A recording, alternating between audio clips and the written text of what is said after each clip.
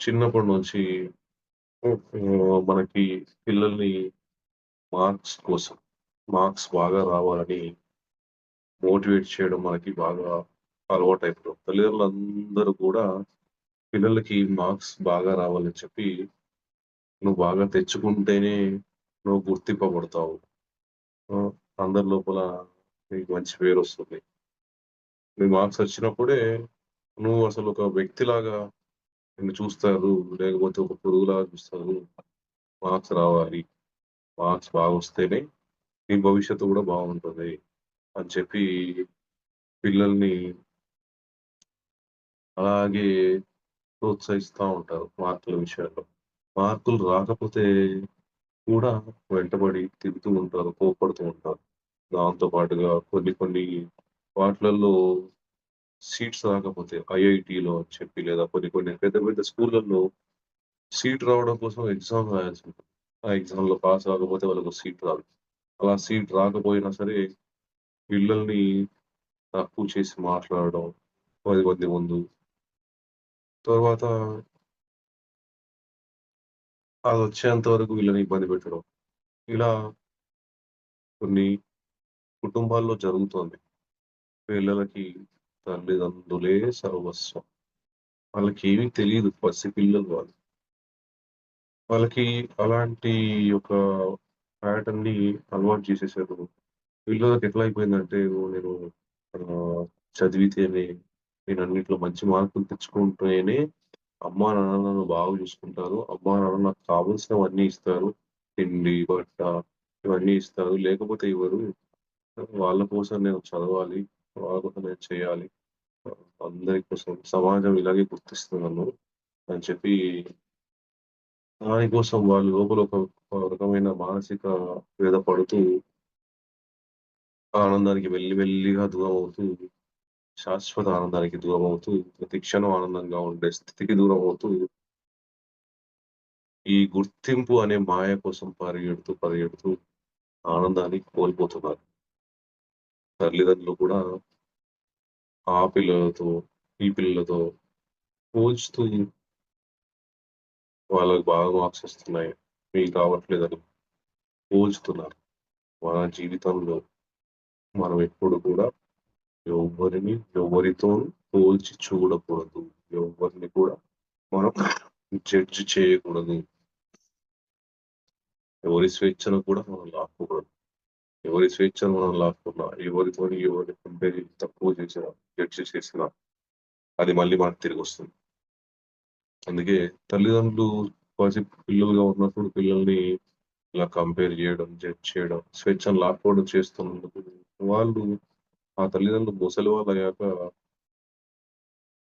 వాళ్ళ స్వేచ్ఛ హరించబడుతుంది. వాళ్ళకి ఆ ప్రేమ దక్కట్లేదు. పిల్లల్ని వాళ్ళెలా చూసారో ఆ పిల్లల తల్లిదండ్రులు గూడా అలాగే చూస్తారు. అంటే మనం ఏదిస్తే అదే తిరిగి వస్తుంది. పిల్లలు యుక్త వయసుకొచ్చాక ఇంకా బాగా చదవాలి. ఇంకా మార్కులు బాగా తెచ్చుకోవాలి. ఆ! ఇంజినీరింగ్ సీట్స్ సంపాదించాలి. సాఫ్ట్‌వేర్ జాబులు సంపాదించాలి. అందరిని చూస్తూ, అంటించుకుంటూ రకరకాల మాయలోకెళ్ళిపోతున్నారు. ఎక్కువ జీతం సంపాదించాలి అంటూ సమాజంలో ఎలా మనం గుర్తింపబడతాము అనే దాని మీదే దృష్టి ప్రతి ఒక్కరిది. నేనేం చేస్తే ఆనందంగా ఉంటాను కాదు. సమాజం ఏం చేస్తే నన్ను గుర్తిస్తుంది? ఆ సమాజం గుర్తింపులోనే నా ఆనందం ఉంది అన్నట్టుగా అన్ని అంటే సమాజం ఎన్నో గీతలు గీసింది. నువ్విలా ఉండకూడదు, అలా ఉండకూడదు, ఆడవాళ్ళు ఎక్కువగా నవ్వకూడదు, ఆ! మగవాళ్ళు ఏడవకూడదు.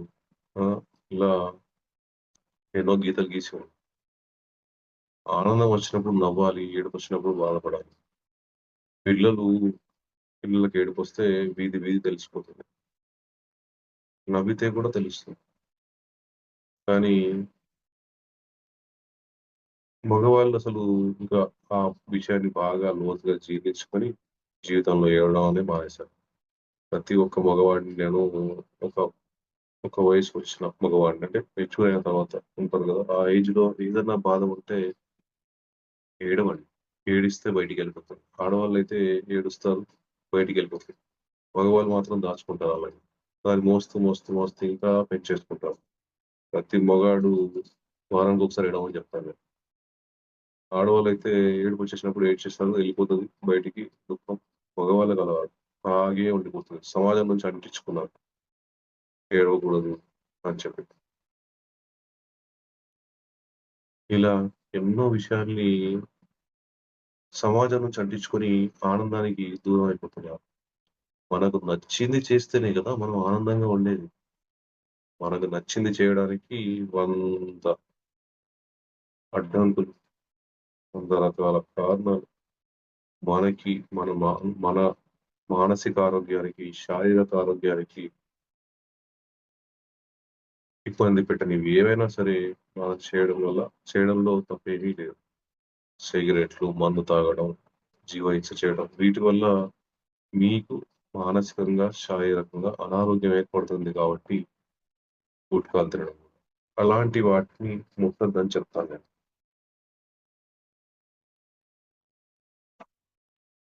ప్రతిదానికి గీత గీసుకుంటూ పోయినప్పుడు మీ స్వేచ్ఛను మీకు మీరుగానే సమాజం చేపట్టి సమాజానికి అప్పజెప్పేస్తున్నారు మీ స్వేచ్ఛను. దాన్నుంచి బయటికి రండి. పెళ్లి చేసుకోకపోతే సమాజం నిందిస్తుంది. సమాజం ఎత్తి చూపుతుంది. అందరూ అంటూ ఉంటారు. పెళ్ళెప్పుడు? పెళ్ళెప్పుడు? అని. పెళ్లి చేసుకోకపోతే సమాజంలో విలువ ఉండదు కాబట్టి పెళ్లి చేసుకో. అయిపోయింది. అక్కడికి పెళ్లయిపోతే తర్వాత పిల్లల్ని కనకపోతే సమాజం ఊరుకోదు. ఇంకెప్పుడు కంటారు మీ పిల్లల్ని? ఇంకెప్పుడు కంటారు? అని వెంటబడుతా ఉంటారు.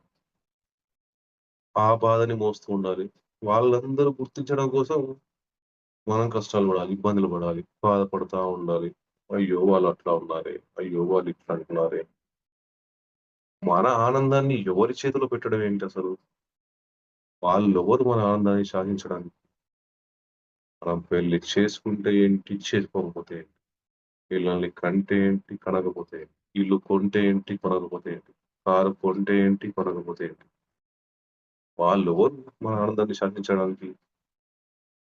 మనం ఎందుకు ఇలా మన ఆనందాన్ని తీసుకుపోయి వాళ్ళ చేతిలో పెట్టాం? కనీసం నన్ను అనుసరించే మాస్టర్స్, నేను చెప్పినవన్నీ క్లాస్‌కి హాజరవుతూ, నా ప్రక్రియలు చేసే మాస్టర్స్ అయినా సరే, కనీసం వాళ్ళైనా సరే, ఈ మాయ నుంచి బయటికి రండి. తిరిగి సమాధానం చెప్పండి. ఒకసారి నేను ఆహ్, మెట్రో స్టేషన్‌లో కూర్చున్నాను. బాగా అలసిపోయి ఉన్నాను. ముందు రోజు నిద్ర లేదు అనుకుంటా. కూర్చొనున్నాను. ఆవలింతలు తీస్తున్నాను. పెద్ద పెద్దగా ఆవలింతలు తీస్తున్నాను. పక్కనే ఆయన కూర్చున్నాడు. ఒక మెట్రో స్టేషన్ సీట్‌లో. ఆయన ఇట్లా ఇట్లా తిరిగి తిరిగి చూస్తున్నాడు. నేనేమన్నాను తెలుసా? నా ఇష్టం అబ్బా! నీకేంటి? ఇలా మాట్లాడలేకపోతున్నారు జనాలు. ఆ మనిషి ఎవరో కూడా తెలీదు. ఆ మనిషికి కూడా భయపడాలా? ఆధైర్యపడాలా? నేను ఆవలింతలు తీస్తే తిరిగి తిరిగి చూడాల్సిన అవసరం ఆయనకుందా? ర్యాష్‌గా చెప్పలేకపోయినా ఏమంటే, అయ్యో! ఆయన నేను ఆవలింతలు తీసుకుంటే అట్లా చూస్తున్నాడు. అసలు ఆవలింతలు తీయడం తప్పా అయితే? హ్మ్. మానేద్దాం. వచ్చినా కూడా ఆపుకుందాం అని జనాలు అనుకుంటున్నారు. ఎవ్వరికీ ఏది కరెక్టో, ఏది తప్పో తెలియనే తెలీదు. కానీ అందరూ దూరిపోతారు అన్నిట్లో. ఇలా ఉండకూడదు, ఇలా ఉండాలని. వాళ్ళకే పూర్తిగా తెలీదు. వాళ్ళొచ్చి ఇంకో 10 మందికి చెప్తూ ఉంటారు. ఇదే సమాజంలో జరుగుతూ వస్తున్న పెద్ద మాయ. దయచేసి మనమంతా దీని నుంచి బయటకొద్దాం. సమాధానం చెప్పగలిగే స్థితిలో మనం ఉందాం ధైర్యంగా. నేను పెళ్లి చేసుకోను. అయితే ఏంటి? నేను చేసుకోకపోతే నీకేంటి నష్టం? నేను చేసుకుంటే నీకేంటి లాభం? సరే నేను పిల్లల్ని కను. కంటే నీకేం లాభం? కనకపోతే నీకేం లాభం? నీ పని నువ్వు జూసుకో అని సున్నితంగా చెప్పగలగాలి. మగ పిల్లాడు పుట్టాడు. ఒక పిల్లాడిని పుట్టాడు. రెండో పిల్ల. అంటే ఇద్దరు పిల్లలుండడం కంపల్సరీ. ఒకరికొకరు తోడుగా. మీరు పెళ్లయింది అనంటే పిల్లల్ని కనాలనుకున్నారు అనంటే ఇద్దరు పిల్లలు తప్పనిసరిగా ఉండాలి. ఒకరికొకరు తోడుగా. రేపటి రోజు మీరుంటారో ఉండరో తెలీదు. వాళ్ళు మాత్రం ఒకరికొకరుగా ఉంటారు కాబట్టి ఇద్దరు పిల్లలు కంపల్సరీగా కనాలి.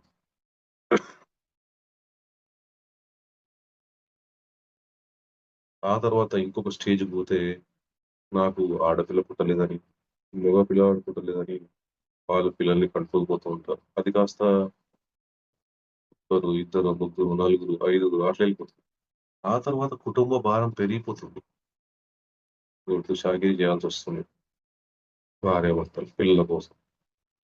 వాళ్ళని చూస్తూ వాళ్ళ జీవితాల్ని తీర్చిదిద్దడం కోసం వీళ్ళ ప్రశాంతతను, ఆనందాన్ని కోల్పోతూ త్యాగాలు చేస్తుంటారు. త్యాగం చేసే ఏ జీవితం ఆనందంగా ఉండదు. త్యాగం చేసేవాళ్ళు ఎవ్వరైనా సరే అశాంతికి లోనవుతారు. అసహనానికి లోనవుతారు. లోపల నుంచి చెప్పుకోలేని బాధనేది ఒకటి ఉండిపోతుంది. ప్రతి తల్లిదండ్రికి నేను చెప్పేది ఒక మాటేంటంటే, త్యాగాలు చేయడం మానేయండి. పిల్లల్ని ప్రేమగా చూడండి. అలా అని మిమ్మల్ని మీరు ప్రేమగా చూసుకోవడం మానేయకండి. మిమ్మల్ని మీరు ప్రేమించుకుంటేనే ఇతరులని మీరు ప్రేమించగలుగుతారు. ఈ థియరీ అంతా వెనుక ఉన్న రహస్యం ఒక్కటే. ఏమంటే అంతరార్థం ఒక్కటే. మీరు మిమ్మల్ని మీరు ప్రేమించుకోండి. ఎదుటి వాళ్ళ చెప్పు చేతల్లో ఉంచకండి మీ ఆనందాన్ని. ప్రశాంతంగా, ఆనందంగా ఉండండి. ఇతరులను, సమాజాన్ని ప్రేమించే దానికంటే కూడా కనీసం 10 రెట్లు మిమ్మల్ని మీరు ప్రేమించుకోండి. సమాజాన్ని నిలదీసి, సమాజాన్ని కూడా మార్చాల్సిన బాధ్యత మనపై ఉంది. ఒక పిరమిడ్ మాస్టర్‌గా అందులోనూ మణికంఠ నాంపల్లి యొక్క ఫాలోవర్స్‌గా లేదా శిష్యులుగా లేదనంటే మాస్టర్స్‌గా ఎక్కడెక్కడైతే మన ఆనందానికి అడ్డంకులొస్తున్నాయో అవన్నిటిని మెల్లిమెల్లిగా పక్కకు జరుపుతూ ముందుకెళ్దాం.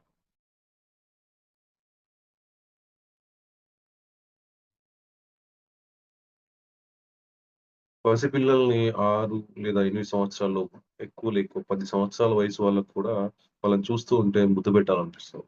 దగ్గర తీసుకోవాలనిపిస్తుంది. హగ్ చేసుకోవాలనిపిస్తుంది. వాళ్ళ మీద ఒక రకమైన ప్రేమ కలుగుతుంది.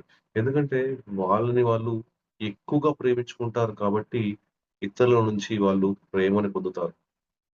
ఈ ఇతరుల నుంచి ప్రేమ పొందే యొక్క కీ మనల్ని మనం ప్రేమించుకున్నప్పుడే ఉంటుందన్న విషయాన్ని అందరూ గ్రహించాలి.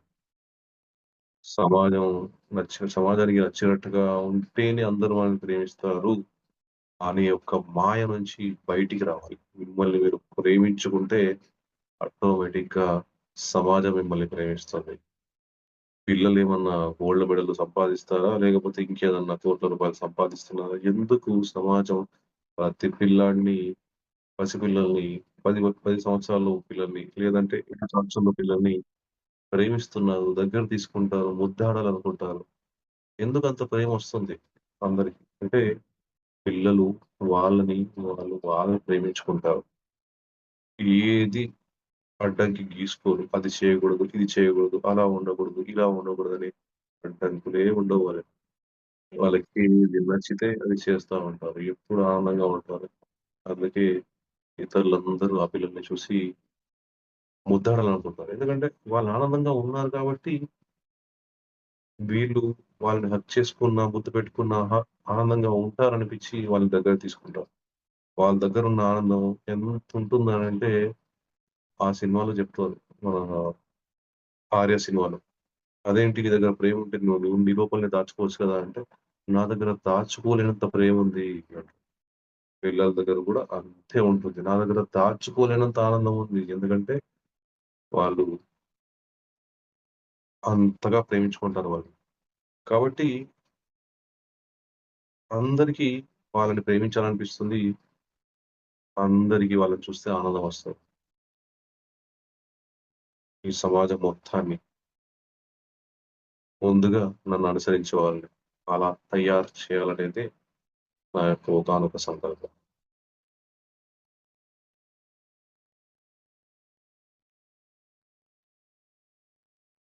మీరు అర్థం ప్రక్రియ, హృదయం ప్రక్రియ ధ్యానంతో పాటుగా చేస్తూ ఉంటే ప్రతిరోజు మీకు ఆ స్వేచ్ఛ లభిస్తుంది. మిమ్మల్ని మీరు ప్రేమించుకోవడం అలవాటు చేసుకుంటారు. అప్పుడు ఇతరులు మిమ్మల్ని ప్రేమిస్తారు.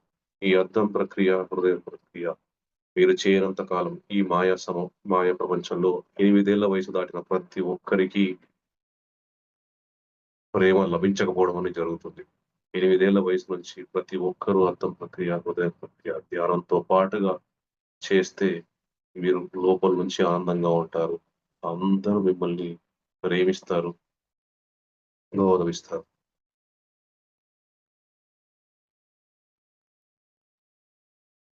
నేను మీకిచ్చిన పాటలు పెట్టుకోండి. వింటా ఉండండి. ఆనందంగా ఉండండి. ఏ పరిస్థితి మీ ఆనందాన్ని దూరం చేయకూడదు. ఏ వ్యక్తి మిమ్మల్ని ఆనందానికి దూరంగా తీసుకెళ్ళకూడదు. డాన్స్ చేయండి. ఆటలాడండి. ఎట్లాంటి పరిస్థితొచ్చినా సరే దాన్ని మార్చగలిగేది ఈ పాటలు వినడం, మీరు డాన్స్ చేయడం, ఆటలాడటం. మీరు పరిస్థితికి వ్యతిరేకంగా వెళ్తూ ఉంటే అప్పుడు ఆనందం అదే సృష్టి జరుగుతది. మీ ఆనందాన్ని భవిష్యత్తుకి వాయిదా వేయకండి. ఈ క్షణం, ప్రతి క్షణం ఆనందంగా ఉండండి. మీరు ఆనందంగా ఉండడానికి ఏం చేస్తే ఆనందం వస్తుందో అది చేయండి. ఇతరులను బాధించకుండా, మిమ్మల్ని మీరు బాధించుకోకుండా పసిపిల్లల్లాగా.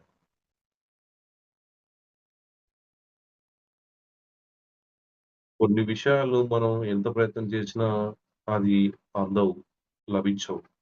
దానర్థం ఏంటంటే అదెప్పుడు లభించాలో విశ్వానికి తెలుసు. అదెప్పుడు మనకివ్వాలో విశ్వానికి తెలుసు. కాబట్టి అది ఆలస్యం అవుతుందన్న విషయాన్ని మీరు పక్కన పెట్టేసి చింతించకుండా ఆనందంగా ఉండండి. అది జరగాల్సినప్పుడు జరుగుతుంది. మన ప్రయత్నాలు మనం చేస్తూ ఉండాలి. సృష్టికి ఏది ఎప్పుడివ్వాలో, ఆ విశ్వానికి ఏది ఎప్పుడివ్వాలో మనకన్నా బాగా ఎక్కువ తెలుసు.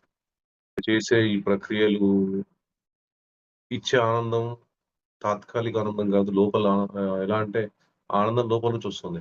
మీరు నిద్రపోకున్నా గూడా దాన్ని బ్యాలెన్స్ చేస్తుంది. ఈ అర్థం ప్రక్రియ, హృదయం ప్రక్రియ. ఇక్కడ చేసే ప్రక్రియలు ఆ లోపల ఉన్న అశాంతిని పోగొడతాయి. అందుకే దాంతో పాటుగా ఆత్మకి ఇది బాగా అవసరం. ఇది ఫుడ్డు దానికి. ఒక్కసారి కరెక్ట్ అయ్యానంటే ఇక అమృతం లాగా నాకు తాగాలి, తాగాలి అనిపిస్తుంది. అందుకే ఆ తపన లేపుతుంది. ఈ వీడియో మీకు నచ్చినట్టయితే లైక్ చేయండి, అందరికీ షేర్ చేయండి. మరిన్ని వీడియోస్ కోసం ఈ ఛానల్ని సబ్స్క్రైబ్ చేసుకోండి. మరిన్ని అప్డేట్స్ కోసం బెల్ ఐకాన్ పై నొక్కండి. Thank you.